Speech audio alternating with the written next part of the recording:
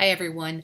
I have finished reviewing your practicum logs as well as your technology papers, and I've given you feedback in the rubric. And with Typhon, your feedback is going to be like it was the first time. Your Typhon feedback is going to be actually in the Typhon application. Make sure that you go into Typhon and you review the feedback that's been provided to you. From a general standpoint, the logs have been well done. An area that I see pretty consistently that you guys are struggling with is the use of self-reflection. I want to remind you that the reason we have you add self-reflection in the supportive narrative section, that's the center section, is because that's the part of your learning that is connected with the affective domain. It's the part of your experiences in the practicum setting that allows you to go into the practicum setting, see all these things, experience these new experiences, have thoughts about it, and then your self-reflection is you're thinking about those experiences. Oftentimes when we're touched in our affective domain, that's where real learning occurs, kind of that rubber hitting the road. So it's important that as part of your supportive narrative section, you do spend some time in self-reflection. Talk about what your thoughts were about the experiences, what your feelings were, what things that maybe you would have done differently or that made you uncomfortable. Those are the things that you're going to remember, and that's where you're growing. So be sure to include that in your future logs. The application section, I think a few of you were struggling to make sure that you were including prior learning. Basically, that's your way of saying, I've experienced this in the practicum setting, and I know that it's relevant, or I'm going to use it in this way because I've learned this other information. You can use prior coursework, literature support, just something that says, I'm going to tie these two things together and create a new meaning for this experience and use it in a supportive way. Make sure that you are making corrections to your time log if you were asked to do so. It's important that those things are accurate. The other thing I want to remind you is that all of your time in your practicum setting needs to be directly supervised by your preceptor. That requires you to be physically in the same space. The only exception to this is if you're at a conference or if you have if you're working on goals and objectives. Occasionally you may have research time available and it may be built into your practicum hours. Be sure to go back and check where your research hours are, and remember that you cannot have more than 20 hours of goal development and research. They're bundled together, so those two together cannot exceed more than 20 hours. So just be thoughtful about your time log. That's our evidence to accrediting bodies that our students are getting the practicum hours that we say they're getting, and that's a pretty important part of our internal record keeping as well as the validation for your graduation. So start early being meticulous about that process. When, your tech papers. Super, super excited by that. I would love, if you had a real strong opinion about what you thought of this paper, what you thought of this assignment, I'd love some feedback. Feel free to email me or contact me and just let me know, hey, this was a great assignment, or this wasn't such a great assignment, maybe do it this way. This is the first time I've used this assignment that I designed, so I'm really interested in your feedback. Lots of neat ideas. So excited to see your different takes on things. A few things that weren't on the list that you may want to just pencil into your list. Okay, Quizlet, which many of you may already know about. I don't do as much undergraduate teaching, but this is a quiz generating software that's free on the web. Kahootit is game software that kind of creates a Jeopardy type of game. I have not used it. I have not been that brave. YouTube, I can't remember who put YouTube up there. I can't believe it wasn't on my list. I use it all the time. Another great resource to add to your list. And the other one was Epocrates, which is a pocket reference that healthcare professionals can use. So consider adding those to your list. Your classmate Michelle did such a lovely job of wrapping up how important innovative technology is to us From a Christian worldview, Michelle wrote that technology in the classroom has been proven to promote engagement, enhance student learning, and cultivate a collaborative learning centered environment. It is present in almost everything we do day to day, therefore, educators can no longer be hesitant to incorporate technology into their teaching strategies.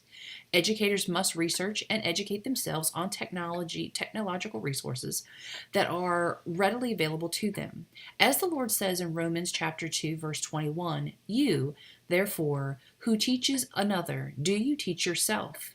You who preach that a man should not steal, do you steal? We must use these words to guide us in upholding our commitment to lifelong learning and the implementation of best practices for our students. Can I get an amen? Well done. Okay, let's talk briefly about next week. Next week, you're going to do your service learning teaching plan.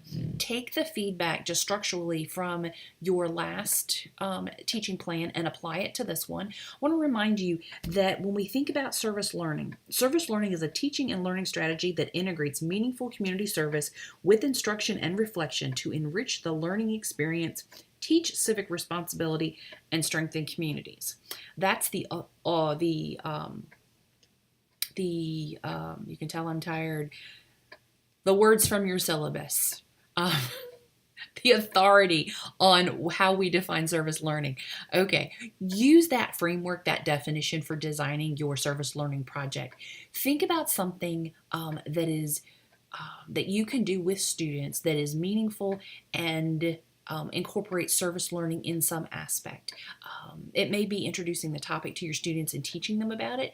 It may be creating an assignment and a brief introduction to how you would go about a brief service learning activity. Be creative with this. Several of you have asked questions about your video teaching exercise that's going to be coming up week 8. Your video should be of you demonstrating or teaching your material either from your service learning or your general teaching plan. Your video should only be about 15 minutes long. It's okay if it's a little bit more, but not much more, partly because it just will struggle to load up into YouTube and it'll be a nightmare to get it done.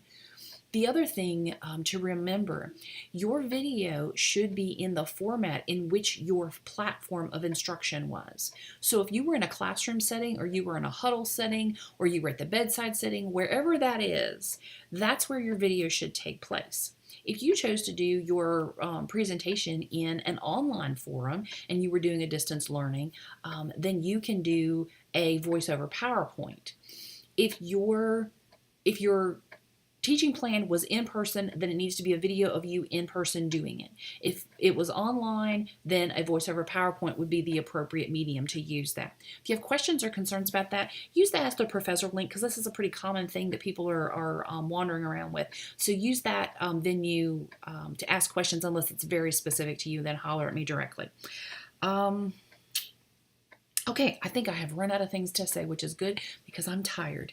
I hope you guys are well, that you are doing okay. You are at week 7, heading into week 8, and I know you are wary and you're ready for this to be over. Oh, just remembered something else I wanted to tell you. I was at a conference this weekend. This is completely not related to your assignment, so if you don't want to keep listening, you don't have to. I went to the conference in Georgia, and I had never, this actually is related because it's related to innovation. I had never used Uber or Lyft, the things that are replacing cab companies. So I convinced myself and 2 of my Liberty colleagues that we were not going to spend $30 for a cab. We were going to save Liberty some money, and we were going to use an Uber. So we're outside where we had lunch. We had lunch at the Cheesecake Factory. It was lovely. Use the Uber app, and the first time I put in the request, the app just disappeared, like the request disappeared. I thought, well, I must have done it wrong. So I did it again, and a vehicle pulled up that was described in the Uber app and had a little picture of the driver, and it pulled up, and it was a questionable safe vehicle. It was a very old Jeep Cherokee with a very large man driving it. Walked up and I asked him if this was his vehicle, and asked him what his name was, and he gets out carrying a half-eaten pizza that was in his box, a jug of gallon water that had no lid on it. The car was covered in detritus and the floorboard was a mess. I am a neat freak, so I am thinking this was a really bad idea. I felt obligated to take the ride. I didn't know you could decline an Uber ride because it scared you. So I quietly whispered to my two Liberty colleagues, "Are you okay with this?" And they're like, "Well, there's three of us." So we get in this car with this very strange large man who drives us all over creation in the back roads of the neighborhoods surrounding our hotel, trying to avoid traffic.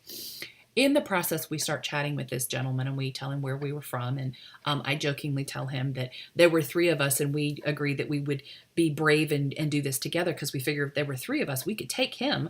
And then I politely reminded him that that was no longer going to work because he was really a big guy. He laughed, chuckled. He had a very nice laugh. We realized as we quieted down that he was playing contemporary Christian music, and we started talking about God's timing and God forcing us to sit still. And clearly, all the traffic was just God's way of making the three of us just relax and take a deep breath.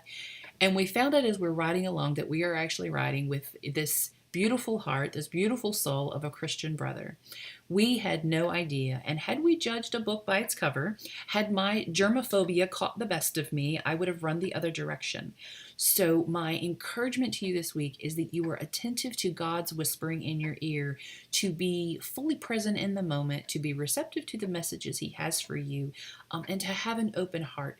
We never know someone else's story. We never know where they are. So what turned out to be something we thought was a little scary actually turned out to be a blessing. And good news, I now know how to use Uber. I also know you can decline a ride, but now I'm not going to be so sure if I should decline a ride because I could think, well, maybe God's trying to teach me another lesson. I hope that we're over with the lessons with Uber, so I'll be praying about that. That is my story for the week. I hope you guys have a great week. Know that I'm here. Know that I'm praying for you. Reach out and let me know how I can support you. 2 more weeks. You're almost done. Hang in there, folks.